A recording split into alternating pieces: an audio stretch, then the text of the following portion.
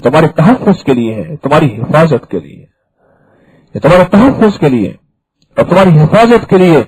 वरना tension, anxiety और अजीबोगरीब वसवसे और नफ्सियाती बीमारियां और नफ्सियाती उलझने ऐसे खा जाएंगे, ऐसे खा जाएंगी कि तेरा कुछ बाकी नहीं बचेगा। नफ्सियाती उलझने तुझे इतना मुतासर और परेशान कर देंगे।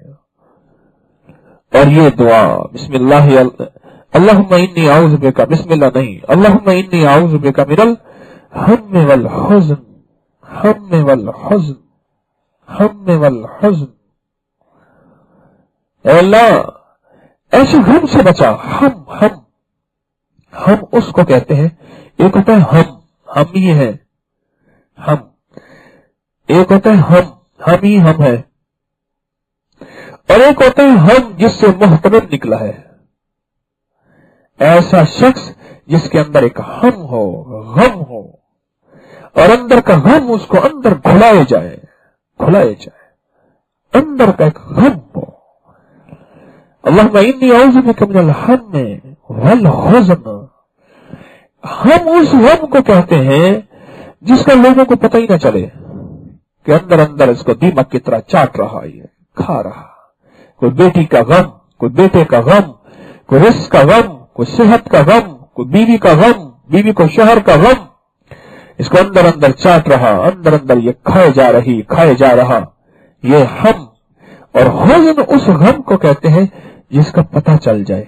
ऐसे उठ बैठना, हाय या किया, दोनों हुज़्न से बचाता है, दोनों गमों से बचाता है।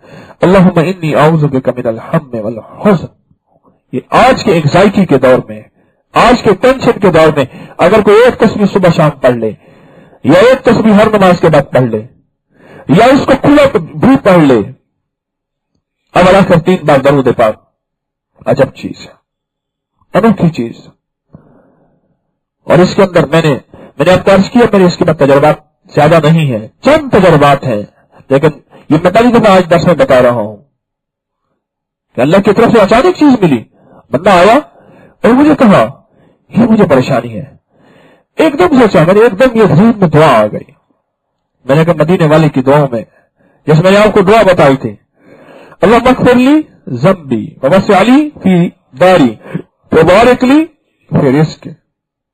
कई लोगों को बंगले मिल गए, कोठियां मिल गई, रिज़्क़ मिल गया और मग़फ़िरत मिल गई, गुनाहों से नजात मिल गई, हैरत अंगेज़ बरकत मिल गई। इस मसनून दुआ की बरकत से जो वुज़ू के दरमियान पढ़ी जाती है, बिल्कुल ऐसी ही ये दुआ मेरा अंदर का विजदान है कि जितने मेरे थोड़े से तजर्बात हैं, आज मैं बता रहा हूं कि ये टेंशन का इलाज है। अगर पागल खाने वालों को ये दुआ बता दी जाए, पागल खाने फर्ग हो जाए। और घर में जो पागल है, नफ्सियाती मरीज हैं, जिनका रुझान खुदकुशियों की तरफ है, झुझलाहट है, उकताहट है, शोर शराबा है, अपने आप को काटना छुरियों से, ब्लेडों से, या नोचना, या इस तरह की जिंदगी की कैफियत है, अगर वो पढ़े या उनके लिए पढ़ा जाए तो इसके रिजल्ट मिलेंगे। क्यों? ये